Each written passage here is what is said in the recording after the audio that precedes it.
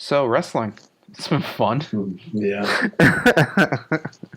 uh, I don't want to talk about Raw because oh no, I was just gonna say although I wanted to go to SmackDown last week because that was the first one okay. that was like, oh, this is the beginning of something interesting, and Triple H, Oh, Michael fucking Cole, Triple H, man. that those two were the distractions I needed the most. What I'll say, like, the show was what it was. We're all in like new territory here, but Triple H and Michael Cole were exactly what we needed at that moment.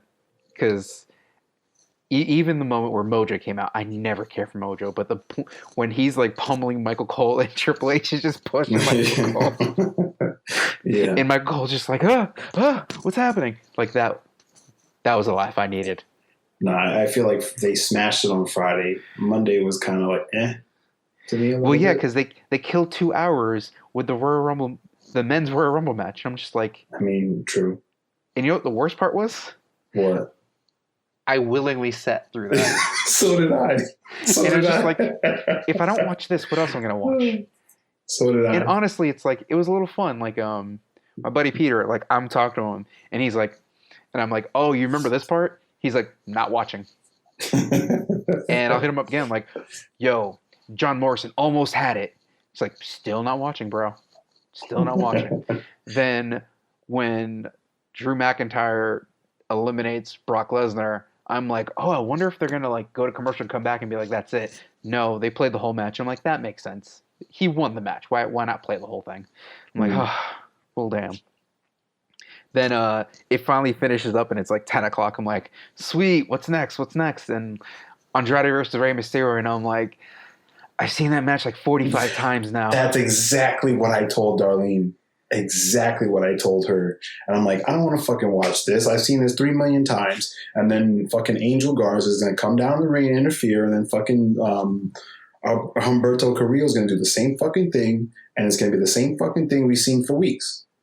And like, then it was Rey Mysterio wins. And it's like, cool. Match over. Awesome. Next, please. Thank you. Bring on Stone Cold, please. Bring on Stone Cold.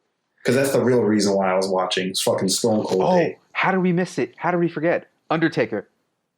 Oh, yeah. Undertaker. Yo, Undertaker. Damn, Willie. I thought when he came out, I was like, is this the American Badass? Because it kind of looked like the American Badass on it, like with the whole headband and the fucking I assume it's like shit. They were going for, okay, what is the human side of the Undertaker? Mark Calloway. What would he do as the Undertaker coming down? It's like, oh, he'd come down wearing a bandana and no shirt and just leather pants. That makes sense. Like when you go back to when Undertaker first went back to being the Undertaker at WrestleMania 20. I was at the SmackDown after that WrestleMania. I got to see Eddie Guerrero versus Rey Mysterio live. Fuck everybody. I got to see that match live. And anyone. Fuck you, Ray. You ain't shit. You ain't never... No, I'm kidding. And that night, like after the show was over, Paul Heyman had cut a promo, came out in Tombstone Paul Heyman. But the funny thing was, he had a bandana on, and he was like the Phenom Undertaker that we all like learned to love again, basically. It was like, that's weird. But after that, you never saw him with a bandana. I'm guessing it was like a last minute decision. He just forgot to take off the bandana. I don't know. So it's like I haven't seen him wear it since, and now here he is with a bandana. It's like, okay, that makes sense. I mean, we're dropping, we're dropping reality into wrestling here. So it's like, why would he show up in like the cape and we want to see Clark Kent, not Superman. Currently, we just want to see what's happening here.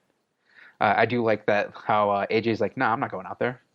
Yeah, too emotional. Like, why would I do that? I'll sign you're it the here. Strongest man. You're the strongest man in this locker room. You take it to him. Hey, how about you both go take it to him? I'm like, ooh, AJ, ooh. What? We didn't need to see these two men get murdered. Right, exactly. They didn't deserve to be murdered either, Bruh. They've been murdered already. I'm saying, right? They were already dead. Dead man walking, right? I'm sitting here like, yo, is he gonna sign it in their blood or something? Like, is this gonna get real biblical? No, he just signed it. I'm like, okay, that's fair. That's fair. I do like how like originally when I saw the beginning of the segment before I went to commercial, Undertaker comes out. I'm looking down at my computer because I'm like, oh, here we go, and I look up and he'd already flipped the table twice. I'm like, wait, what the fuck just happened? Yep. Like I blinked and like he was already there. So like they show a replay like, oh, Undertaker was mad the contract wasn't there. That's when he started flipping the table, and King just takes off. He's like, I don't want no part of this. Right. Rightly In that moment, we were all the King. It's like, nope. Yeah, like fuck this shit, I'm out. Right. King's like us right now. Coronavirus is trying to fuck up your world. Like, nah, I'm out of here.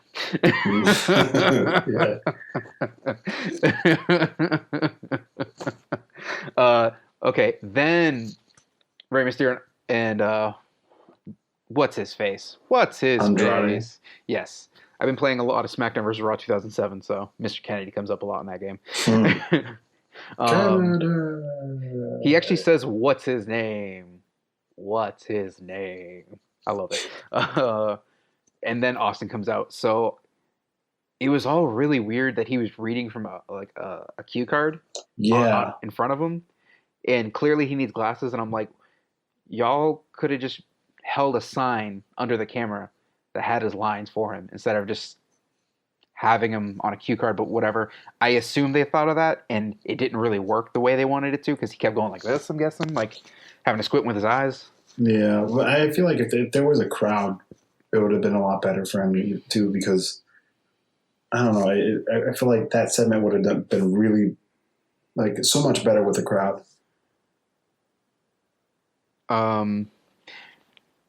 Clearly, the segment we got was because there wasn't crowd. God, I've been playing Super Mario World all day, and I've been jumping on and off clouds. So it kind of makes sense that I would say that by accident. I just got an e-text from my mom. Just spoke with hospital. Grandpa's results should be in sometime tonight or first thing in the morning. Still has a fever of 101 as of 8:45, so half hour ago. And his lungs are worse. They keep suctioning his lungs every 30 minutes to keep him comfortable because of the pneumonia. Oh, awesome. That's cool. Yeah. Alrighty then. Where were we? Oh, so the Austin segment.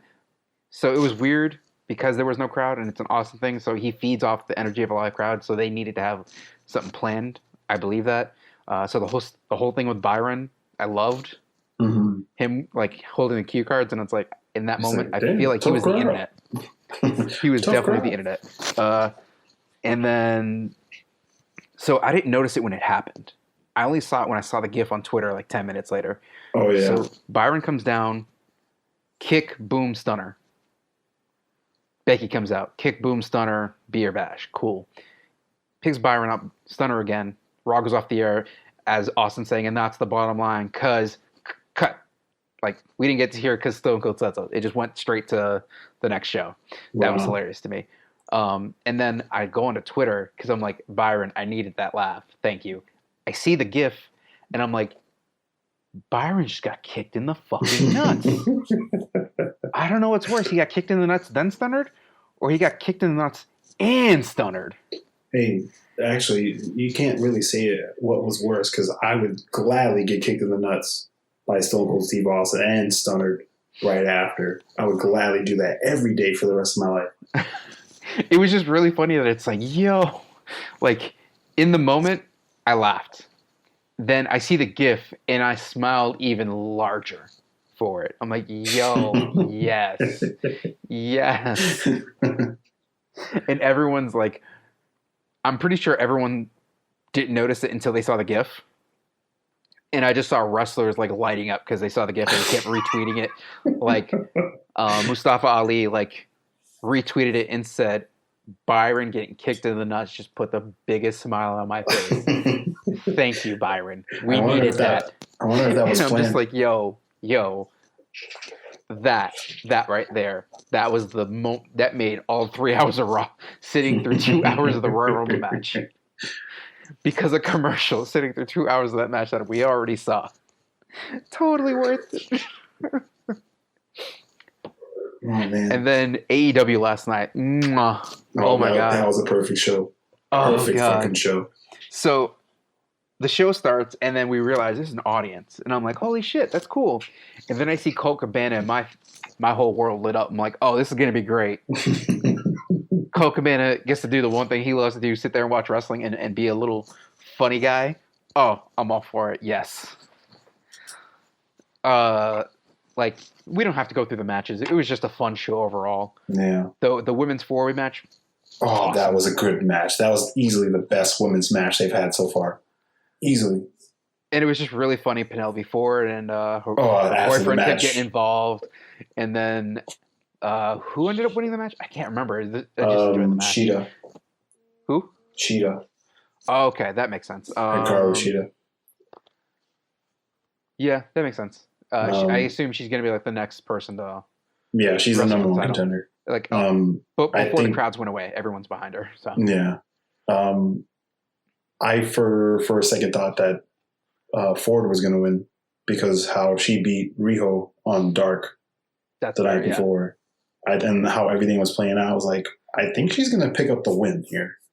You know, that would have been cool, but she didn't need it at that moment. It's fine. No. She's still like building up steam as a heel character on TV, so it's like, okay, she doesn't need and she botched so fucking hard. On that, when they were doing that 3-spot. So fucking hard. Yeah. I was like, oh man, I felt bad for Statlander because I thought she fucking died. I thought her neck got snapped. Like she landed, like she put her butt right on her neck, dude. It was, oh God. And then, so the match went on. It was fun times. And then, oh wait, we didn't talk about the that wasn't even the first match. I just realized that. Best friends, and because I forgot to mention MJF and Sean Spears at ringside when they were talking to Tony. Yeah, it's like, well, these two are gambling. Like, like, how dare you? You know what you just said? He's like, you want to get in this household? Yo, and Tony's face is like, I was dying. Let's go to ringside. He totally wants in on the action.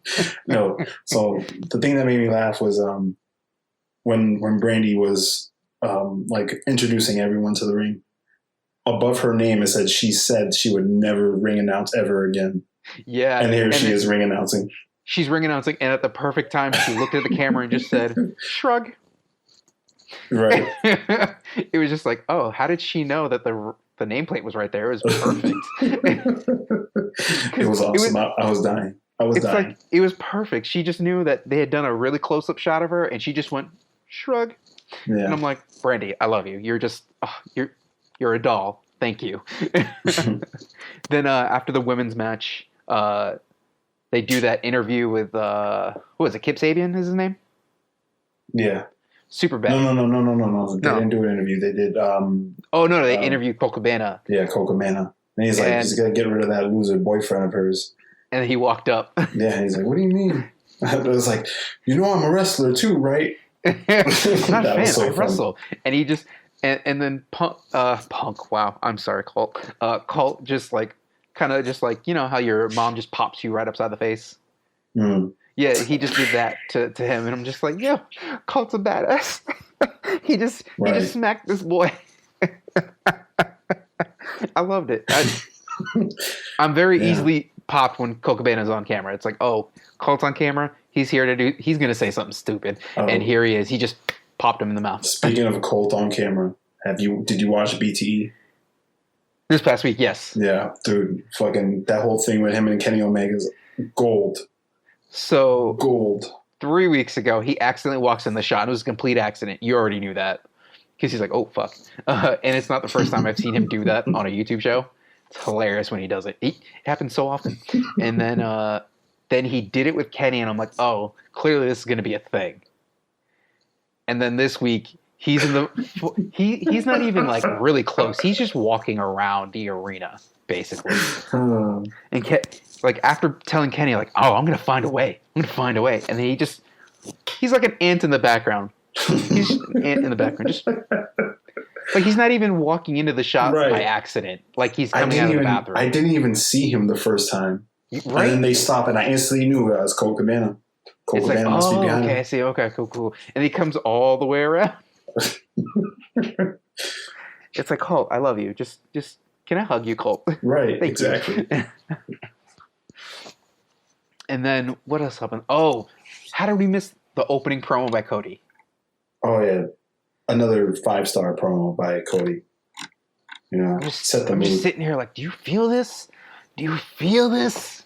There's every so often there's those promos that make you forget about everything, and clearly this is one of those promos that they were trying to do that, and they succeeded like to the top level.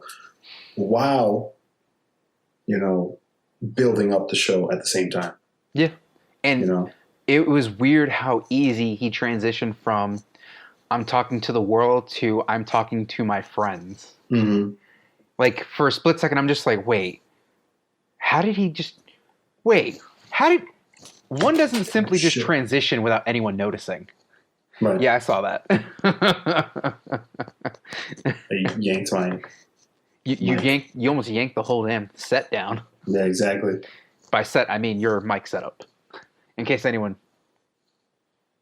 thinks we have a set, like, bro, no. I mean, they probably can hear that, so. Well, no, because you probably edit like your sound off when I'm talking, sort of thing. Well, I'm gonna have to. Kind of now. Yeah.